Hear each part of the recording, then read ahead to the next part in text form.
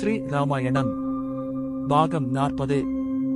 ராமருடைய கோதண்டத்தில் 16 தங்க மணிகளும் 16 நீளம் குறைந்த கவந்த மணிகளும் தொங்கவிட்டிருந்தன. 1000 யானைகள், 10000 தேர், 1 கோடி குதிரைகள், 1000 சேனை வீரர்கள் ஆகியன இறந்தால் இராமருடைய வில்லில் உள்ள கவந்த மணி ஒரு முறை ஒலிக்கும். அந்த கவந்த மணி 1000 முறை ஒலித்தால் பெரிய தங்கமணி கணீர் என்று ஒலிக்கும். இப்பொழுது இராமருடைய கோதண்டத்தில் உள்ள 32 மணிகளும் இடையராது 7.5 நாழிகை ஒலித்து முழங்கின என்றால் அசுர சேனைகள் இறந்த எண்ணிக்கையை யாரால் இயம்ப முடியும்? இராமருடைய தெய்வீகச் செய்கையை இந்த மூலபல போரினால் தெளிக. ஆனை 1000, தேர் 10000, அனல்பரி 1 கோடி, சேனை காவலர் 1000 பேர்படின் கவந்தம் ஒன்றெழுந்தாடும்.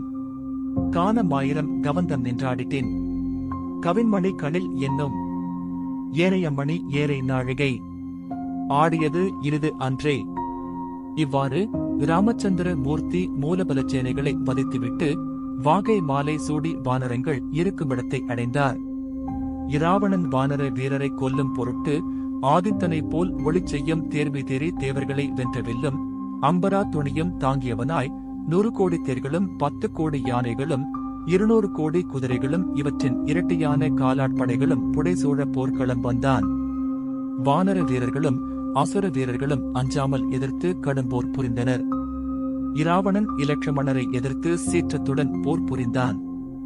இராவணன் இவனை சாமானியமான அஸ்திரங்களால் கொல்ல முடியாது என்று கருதி தெய்வ படைக்கலன்களை எடுத்து வில்லில் தொடுத்து போர் புரிந்தான். பின்னர் சிவபெருமானால் உண்டாக்கப்பட்ட மோகாஸ்திரத்தை இளையவர் மீது பிரயோகம் செய்தான். அப்பொழுது விபீஷணர் மீது பெரும் சீற்றம் கொண்டான். விபீஷணரை கொல்ல வேண்டும் என்று கருதி பிரமதேவர் வேள்வியில் உண்டாக்கியதும் வண்டோதரியின் தந்தையாகிய மயன் வண்டோதரிக்கு திருமண விழாவில் தந்ததும் யாரை நோக்கிவிட்டாலும் அவரை கொன்றே வீழ்வதுமாகிய வச்சிராயுதத்தையும் சூலாயுதத்தையும் நிகர்த்த வேலாயுதத்தை விபீஷணர் மேல் ஏவினான்.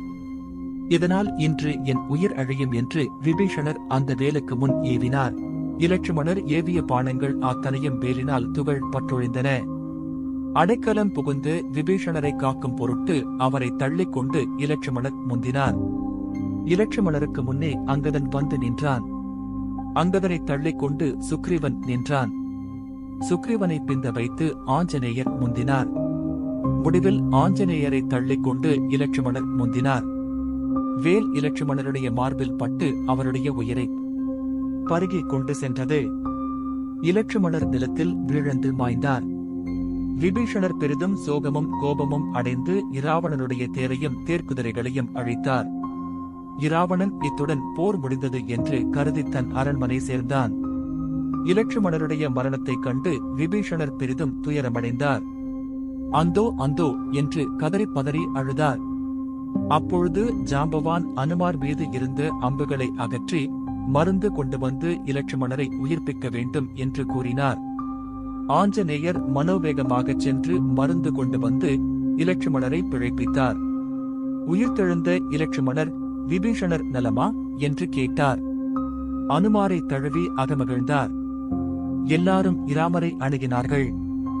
விபீஷணரை காக்கும் பொருட்டு இலட்சுமணர் உயிர்த்தியாகம் செய்து புனிதமான அருட்செயலை எண்ணி இராமர் அளவற்ற மகிழ்ச்சியடைந்தார்.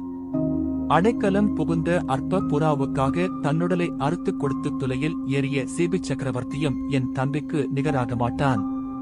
இலட்சுமணருடைய கீர்த்தி இமயமலையைப் போல ஓங்கி நிற்கும் என்று கூறி மட்டற்ற மகிழ்ச்சியடைந்தார். இராமர் இலட்சுமணருடன் வில்லையும் அம்பரா தோணியையும் அனுமாரிடம் கொடுத்து போர் செய்த அயற்சி நீங்க இளைப்பாறிக் கொண்டிருந்தார். வானரர்கள் மூல பல சேனைகள் அழிந்திருந்ததைக் கண்டு இராமருடைய வீரத்தை வியந்து பரவசமடைந்தார்கள்.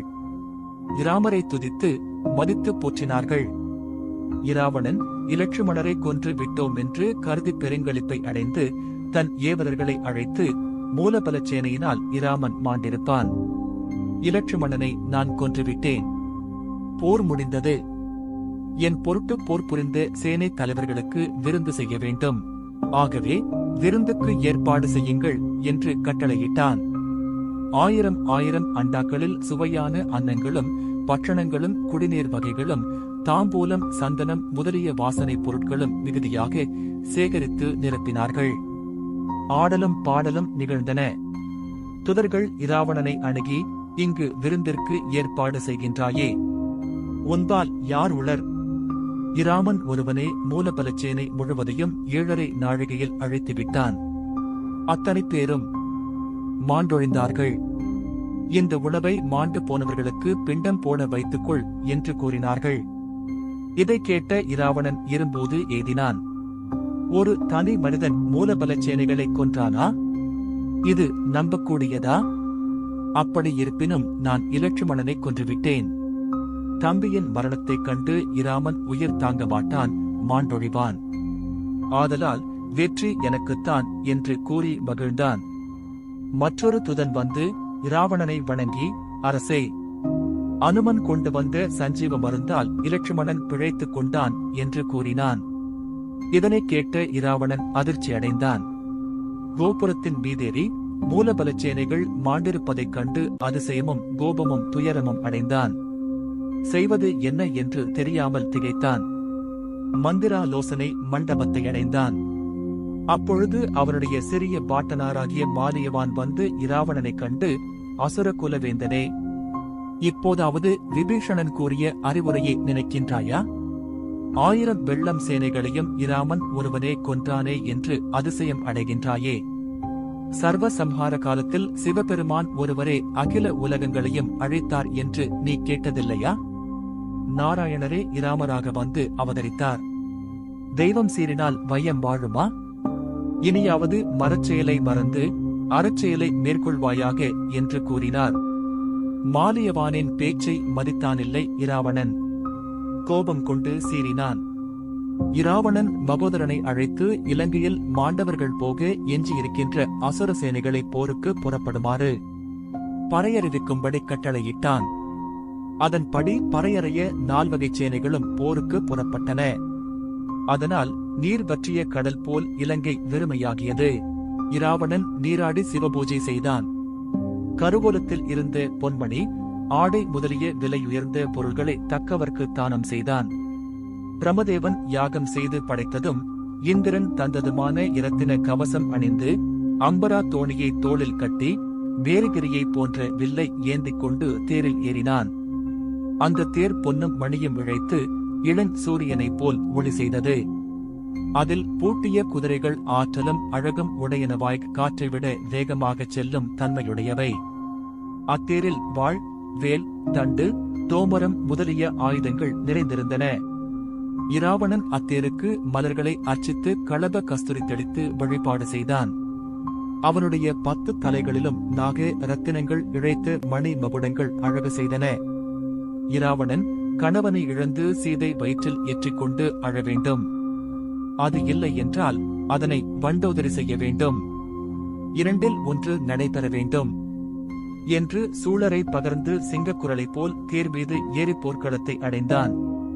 அவனுடைய வீர பிரதாபங்களைக் கண்டு தேவர்கள் இன்று என்ன நிகழுமோ என்று எண்ணிக் கலங்கினார்கள். இராவணனுடைய உக்கிரமான வருகையைக் கண்டு வானர வீரர்கள் நடுங்கி ஒடுங்கினார்கள். ராமச்சந்திர மூர்த்தி கருணையுடன் வானர வீரர்களை பார்த்து, நீங்கள் அஞ்சாதிருங்கள். இன்று இராவணவதம் நிகழும், இன்று உங்கள் துயரம் தீரும் என்று அபய வசனம் கூறி போர்க்கோலம் புனைந்து புறப்பட்டார். வானத்தில் தேவர்கள் குழுவுக்கு நடுவே விளங்கும் சிவபெருமான், தேவர்களே, இராவணன் இன்று மாழ்வான், உங்கள் பெருங்கவலை நீங்கும். இராம பிரானுக்கு இந்திரனுடைய நிகரில்லாத தேரை அனுப்புங்கள் என்று பணித்தருளினார். இந்திரன் தன்னுடைய சுந்தரத் தேரை கொண்டு போகும் படைத்தீர்ப்பாகனாகிய மாதலிக்கு கட்டளையிட்டான். மிக்க வலிவும் பொலிவும் பொருந்திய இந்திர ரதம் இராமர் முன் வந்து நின்றது. இராமபிரான் அத்தேரைக் கண்டு, இது அசுர மாயையோ என்று ஐயுற்றார். அப்பொழுது விபீஷணரும் அருகில் இருந்த தேரை உற்று நோக்கினார். மாதலி இராமபிரானைத் தொழுது, கருணைக் கடலே, நற்குணக் குன்றமே, உன் திருவடிக்கு வணக்கம். தேர் மீது நின்று போர் புரியும் போது தேவரேர் பார்மீது நின்று போர் புரிவது நன்றன்று. பிரமதேவனும் கண்ணுதர் கடவுளும் கட்டளையிட, மாதலி என்னும் நான் இந்திர பகவானுடைய தேரைக் கொண்டு வந்திருக்கின்றேன். தேரின் மீது ஆரோகணித்து போர் புரிவீர் என்று பணிவன்புடன் கூறினான். இப்பொழுது இந்திரன் தேரில் பூட்டப்பட்டிருந்த வேகமும் வலிமையும் நிறைந்த குதிரைகள் வேத மந்திரங்களை கூறின. இராமர் மகிழ்ந்து தேரின் மீது ஏறி அமர்ந்தார். அந்த விசாலமான தேர் இராவணனுக்கு முன் சென்றது. இராவணனுடைய முதலமைச்சனாகிய மகோதரன் இராமபிரானை எதிர்த்து கடுங்கணைகளை சுரிந்து போர் புரிந்தான். இராமபிரான் அம்பு மழை பொழிந்து அவனுடன் வந்த 4 வகை சேனைகளையும் அழித்தார். மகோதரன் இப்போது தனியே நின்றான். இராமபிரான் இராம சரங்களை தொடுத்து அவன் தலையை அறுத்து வீழ்த்தினார். மகோதரன் மாண்டொழிந்தான். மகோதரனுடைய மரணத்தைக் கண்டு இராவணன் மிகவும் கொதித்தான். தன் தேரைச் செலுத்திக் கொண்டு இராமருக்கு முன்னே வந்து நின்றான். இராமபிரான் புன்னகை பூத்து கரவேகத்தாலும் சரவேகத்தாலும் பாண மழை பொழிந்து இராவணனைச் சூழ்ந்து வந்த அத்தனை சேனைகளையும் அழைத்து ஒழித்தார்.